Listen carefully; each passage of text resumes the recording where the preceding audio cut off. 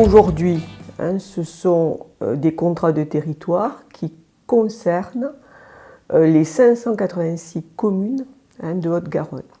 C'est un dispositif maintenant connu et apprécié de tous les élus du territoire. Pourquoi?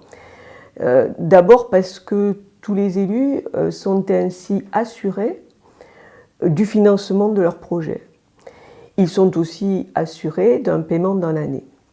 Mais pour nous, l'objectif est encore plus large puisqu'il s'agit surtout de permettre un développement équilibré de tous les territoires de Haute-Garonne, de faire en sorte que les habitantes et les habitants de Haute-Garonne puissent disposer où qu'ils habitent, que ce soit sur les territoires urbains, périurbains, ruraux ou de montagne, véritablement d'une offre d'équipement de qualité. Et c'est un des objectifs, bien sûr, des contrats de territoire. Alors, à côté de ce dispositif, nous avons souhaité mettre en place un dispositif qui permette de soutenir des projets qui sont beaucoup plus innovants, beaucoup plus expérimentaux et qui ne rentrent pas dans, j'allais dire, les dispositifs habituels, mais dont on sent bien, dont on pressent qu'ils peuvent être des leviers de développement territorial.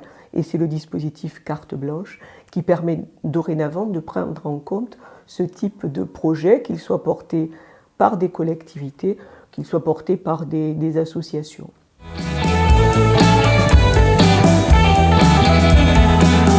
J'étais rendu compte que les opérateurs investissaient sur les territoires de la métropole, mais n'investissaient pas sur le reste du département de la Haute-Garonne. Ce qui faisait des territoires ruraux et urbains et montagneux qui constituent la Haute-Garonne, qui étaient laissés pour compte et qui n'auraient jamais obtenu un très haut débit si une intervention du pouvoir public et des financements publics n'étaient pas intervenus. Et donc nous avons passé un marché et nous avons confié une délégation de service public à un opérateur. Et nous avons obtenu que plus de 500 000 habitants soient concernés par la fibre, le déploiement de la fibre, sur un calendrier qui est assez ambitieux. En 2022, nous devrions avoir l'ensemble de la Haute-Garonne qui sera fibré et qui pourra donc faire bénéficier les Hauts-Garonnais, où qu'ils soient en Haute-Garonne, de la fibre. Nous avons une grande partie de notre population qui est un peu laissée pour compte et qui n'est pas très bien initiée par rapport au numérique.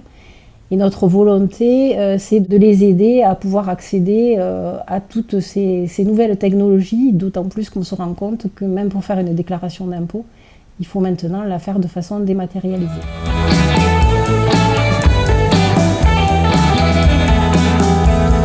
Créate 31, c'est un dispositif qui a deux volets, qui s'adresse aux demandeurs d'emploi et aux bénéficiaires du revenu de solidarité active qui veulent créer leur entreprise, qui veulent créer leur activité. Donc on les aide, et c'est très important, financièrement, on leur octroie un prêt sans intérêt et on les aide d'une deuxième manière pour qu'ils puissent réussir leur projet.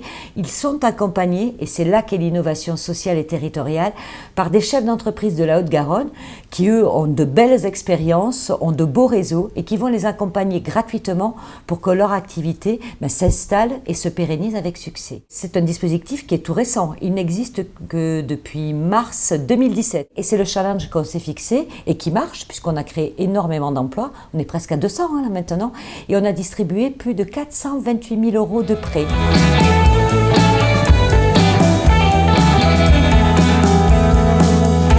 La charte de la commande publique est un document qui fixe un certain nombre d'orientations pour la commande publique du conseil départemental, qui fixe des objectifs.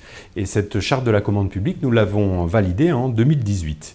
Elle définit 3 axes: favoriser l'accès des PME et des TPE, favoriser l'accès à l'emploi des personnes qui en sont le plus éloignées, et enfin de promouvoir un achat responsable, respectueux de l'environnement, un achat qui soit innovant. Il s'agit de 175 millions d'euros.